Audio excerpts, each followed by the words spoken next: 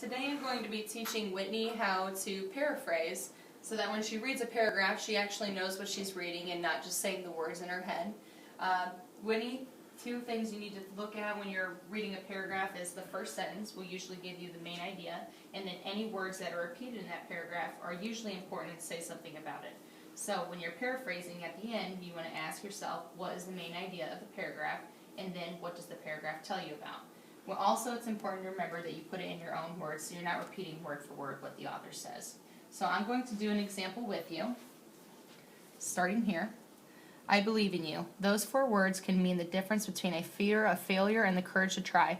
When you look someone in the eyes and tell them, I believe in you, you are letting them know you're not going to take this journey alone. I'm not going to allow you to.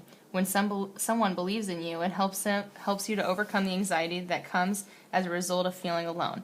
Belief raises your confidence level and allows you to try things that are impossible to do by yourself. So this paragraph is about believing in someone or belief.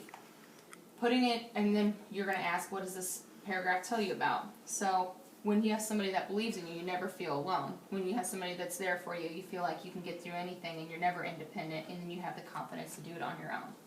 So that's an example of this paragraph. I'm going to have you do some over here. I want you to start with this one. We win? Or the best? The best, yep. The best way I can describe collective responsibility is to point to a scoreboard. At any point in the game, when you look up there is no one's individual's name. Instead, it shows the team name. Duke, the Chicago Bulls, the USA. This means that in no way does a single individual win or lose a game. Each game, and indeed each moment within a game, is a responsibility of the entire team.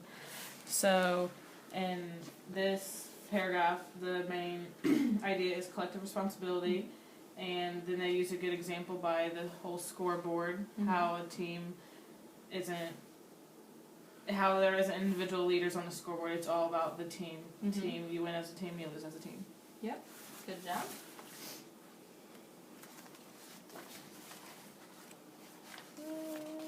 I like that blue color of the sticky notes. And start here with this one. Alright, excellence is not measured the same way for everyone. A 500 season may be a perfect standard of success for one team, while national championship is a standard for another. Define your own success and failure. Only you know whether or not you have given it your all. The persistent pursuit of excellence determines winners, not the score of the game. So this paragraph is mainly about excellence. And it just shows that there's different types of excellence based on different people. You have different goals which can, determine your excellence. So, winning a national championship or only batting a 500 season. Yep.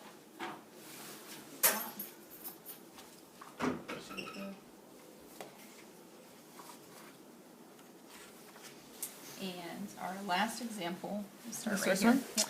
There is nothing more valuable than a true friend. They remind you of who you are now, and who you're going to be. They keep you both grounded and going in the right direction. Sometimes listening to a friend is like listening to yourself. They can be your conscious and your memory. So what's the main idea? The main idea of this paragraph is friendship, and it just talks about basically how your friend is kind of like your second half. Like you have to have stuff in common with them to have a friendship with them. And how if they're there for you in the beginning, they'll be there for you in the end. Good job.